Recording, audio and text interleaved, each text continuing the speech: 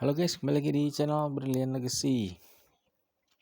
Ya, kita mau bahas berita yang masih fresh ya hari ini tentang harga gas murah industri diperpanjang. Ya, harga gas murah industri itu disingkat jadi HGBT ya. Artinya harga gas bumi tertentu gitu. Nah, HGBT ini dikhususkan untuk 7 sektor industri ya di Indonesia, yaitu keramik, pupuk, petrokimia, oleokimia, baja, kaca, dan sarung tangan karet. Gitu. Nah, artinya 7 sektor ini akan mendapatkan harga gas lebih murah gitu ya dibanding sektor di luar ini. Seperti itu. Nah, murahnya berapa sih? Ternyata selama ini tuh saya kurang tahu juga mulai ditetapkannya tahun berapa ya. Kalau nggak salah 2020 atau 2021 gitu ya. Nanti bisa dicek lagi sih. Nah, itu ditetapkan harganya itu maksimal di $6 per MMBTU. Nah, di sini ada tuh kalau kalian baca. Nah, seperti itu. Jadi berarti dengan berita ini 7 sektor tadi itu harusnya diuntungkan ya. Artinya ya dia tetap bisa membeli gas dengan harga yang lebih murah gitu ya. Nah, namun di sisi Pegas ya selaku produsen gasnya ya,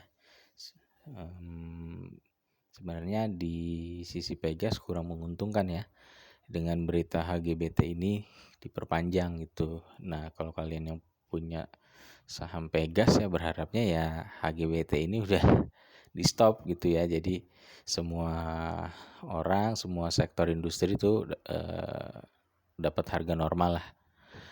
Seperti itu. Nah, ternyata diperpanjang gitu ya.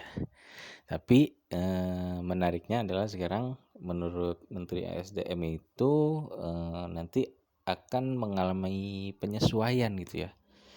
Itu kalau kalian lihat lagi, cari lagi beritanya, ada tuh dia bilang akan menyesuaikan harga gas buminya juga gitu ya.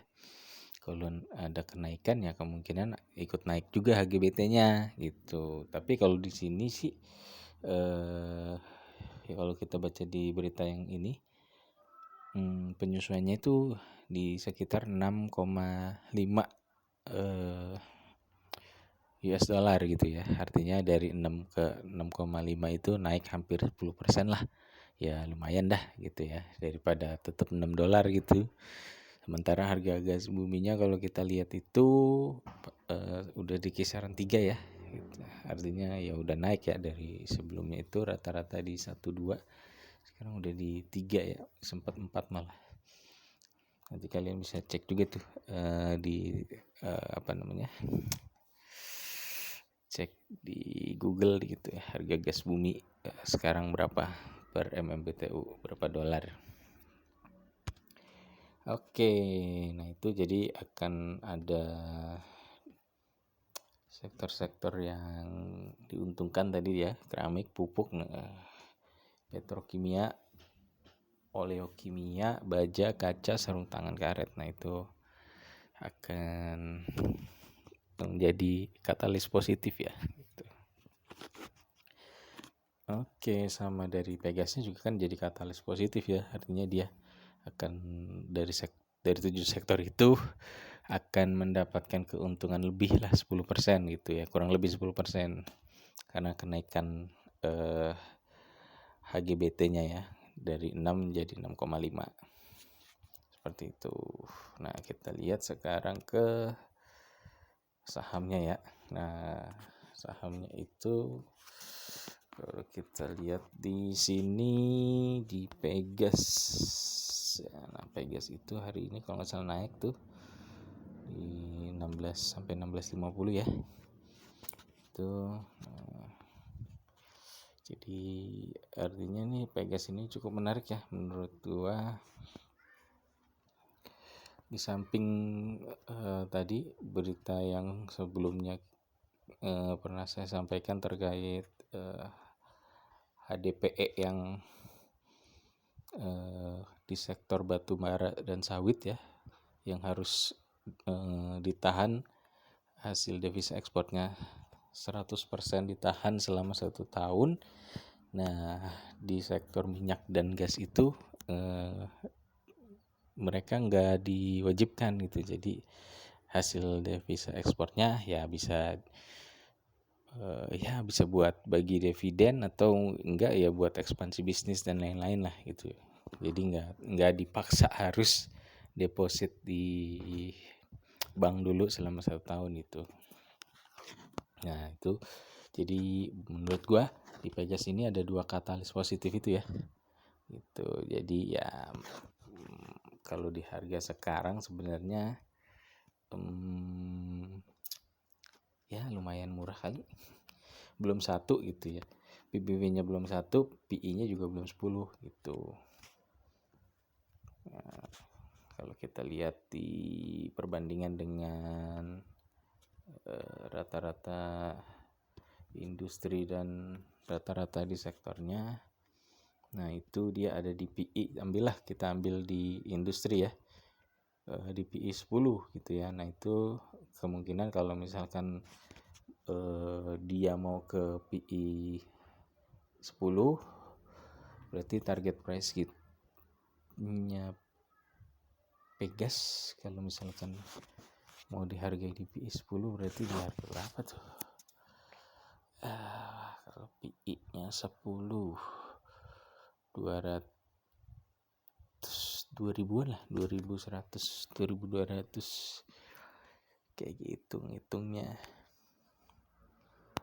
Oke, itu dari sisi Pegas. Lalu yang kedua gua kemarin nemu saham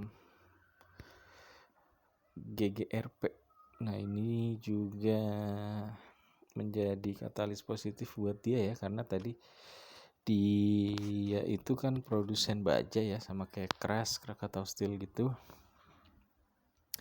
Nah dia juga salah satu dari 7 sektor yang mendapatkan harga gas bumi tertentu itu ya. Jadi berarti jadi katalis positif nih buat saham ini gitu. Nah, kalau kita cek perbandingannya, cuman sayangnya saham ini dia masuk FCA ya gitu. Jadi ya jual belinya lebih ribet lah gitu. Nah kalau dari PI masih jauh banget sebenarnya, dia di 1.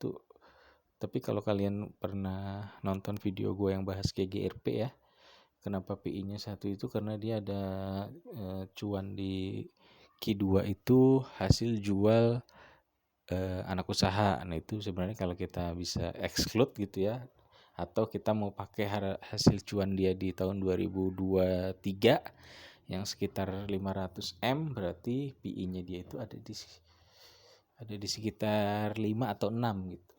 Nah itu masih tergolong menarik ya jika kita bandingkan dengan sektor dan industrinya gitu yang ada di 13. Artinya kalau dia mau ke 13 berarti kita pakai target price-nya berapa ya?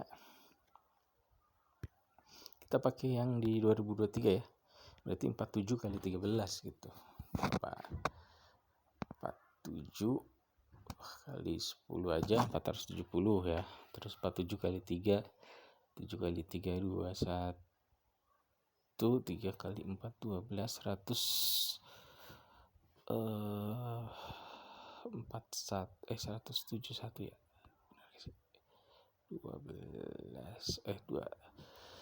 141 tambah 470 500, taruhlah di 600-an gitu lah target price-nya. Masih jauh banget ya gitu. Tapi ya nggak tahu ya, itu hitung-hitungan kasar gue aja kalau mau ngitung target price jika berdasarkan PI gitu ya. Oke, mungkin segitu aja dulu video dari gue untuk hari ini terkait berita yang tadi. Thank you.